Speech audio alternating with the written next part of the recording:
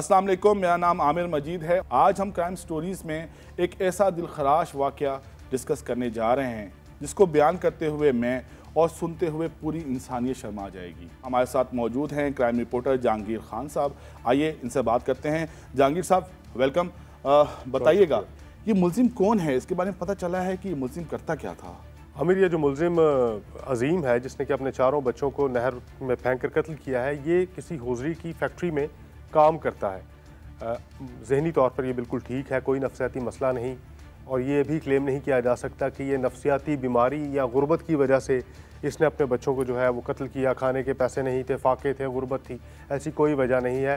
Police की जो अब तक की इन्वेस्टिगेशन है उसके मुताबिक इसकी जो सैलरी है वो भी अच्छी खासी थी, और ये अपना घर का सर्कट जो है, सिलसिला जो है वो अच्छे तरीके से चला रहा था। पुलिस ने इस केस को डिटेक्ट कैसे किया? शाम के वक्त में अपने बच्चों को लेकर निकला और कुछ देर बाद इसने घर आकर कहा कि बच्चे कहाँ हैं। तो घर वालों ने जवाब दिया कि बच्चे तो आपके साथ गए थे। इसने कहा मैंने तो उनको दुकान पर छोड़ दिया था, उसके बाद वो कहाँ चले गए। थाने गए, थाने जाके इस शख्स ने, अजीम ने, अपनी ही मुद्दत में इन चारों बच्चों के अगवा का मुकदमा दर्ज करवा दिया। ये मुकदमा दर्ज होने के बाद पुलिस ने जब तफ्तीश शुरू की तो इसकी जो बॉडी लैंग्वेज है वो कुछ मुख्तलिफ थी। तो ये सस्पेक्ट, सबसे पहला सस्पेक्ट वो यही शख्स था।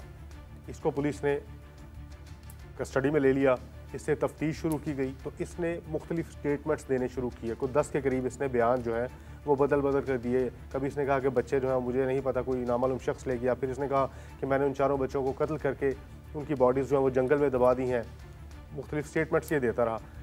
इसके साथ साथ पुलिस की जो दूसरी तफ्तीशी टीम थी वो डिजिटल एविडेंसेस के साथ जो सर्कमस्टांशियल एविडेंसेस हैं उनका एनालिसिस भी कर रही थी। कुछ क्लोज सर्किट फुटेजेस चेन करनी शुरू की गई। इसके घर से मेन रोड तक कोई भी सीसीटीवी कैमरा मिला तो फिर मेन रोड से जो सीसीटीवी कैमरास की चेन है उनको चेक किया गया। तो ये शख्स मोटरसाइकिल पर अपने चारों बच्चों को बिठाकर कसूर की जानिब, यानी जो कहना से कसूर का रोड है, फिरोजपुर रोड, उस तरफ जाता दिखाई दिया गया।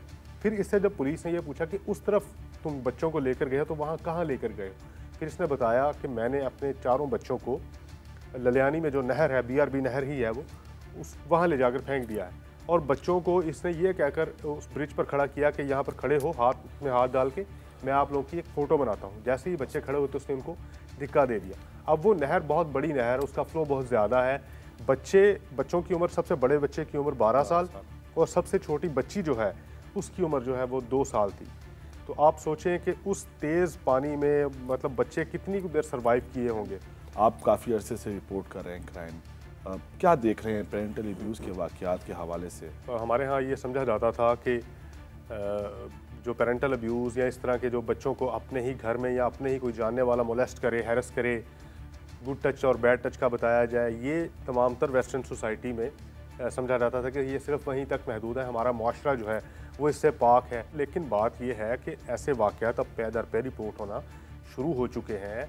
अब हमें भी अपनी सोच को बदलना होगा, लोगों को एजुकेट करने की ज़रूरत है। साइकेट्रिस्ट एक्सपर्ट्स हैं वो बताते हैं कि पेरेंटल अब्यूज़ की मल्टीपल कॉजेज़ हैं कि ऐसा क्यों करते हैं पेरेंट्स।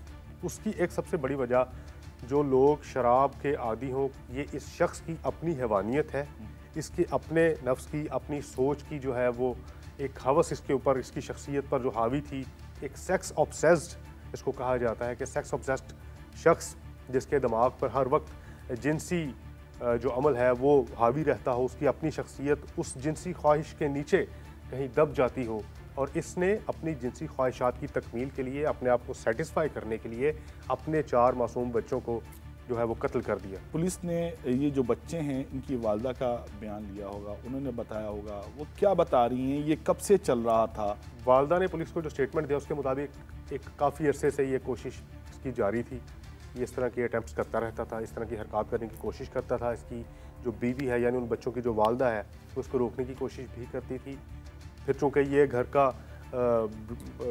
कमाने वाला यही था, सिलसिलाकार, घर की जो मुआशी निज़ाम है घर का वो इसी शख्स के सर पर था, तो तमाम अफराद फिर दब गए। इस वारदात से चंद दिन पहले जो है इनके यहाँ एक बच्चे की पैदाइश भी हुई है।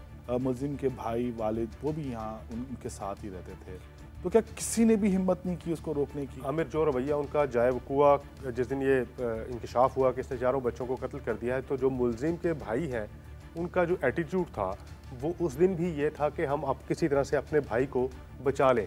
2 वाक़यात हाल ही में, एक ये कान्हा में जिसमें एक बाप ने अपने 4 बच्चों को कत्ल किया, और एक गुज्जरपुरा में जिसमें एक 13 साल की बच्ची ने अपने सगे बाप को फायरिंग करके कत्ल किया। इन दोनों वाक़यात की जो सबसे बड़ी वजह है वो पेरेंटल अब्यूज़ सामने आई है। गुज्जरपुरा वाले केस में पुलिस ने जो अभी तक की इन्वेस्टिगेशन की है उसमें उस बच्ची का जो स्टेटमेंट है वो मामला जो है वो उसी तरफ जा रहे हैं कि वाकई जो मकतूल है उस बच्ची को मोलेस्ट करता था, उसके साथ को गैर अखलाकी हरकत करने की कोशिश करता था। तो उस बच्ची ने फिर तंग आकर, दिल बर्दाश्त होकर अपने सगे बाप को कत्ल किया। जी बिल्कुल। पेरेंटल अब्यूज़ पाकिस्तानी सोसाइटी में एक हकीकत बन चुकी है और इसी की एक मिसाल आज हमने क्राइम स्टोरीज़ के इस सेगमेंट में की है। इस पर अपना फीडबैक ज़रूर दीजिएगा। अपना ख्याल रखिएगा। अल्लाह हाफिज़।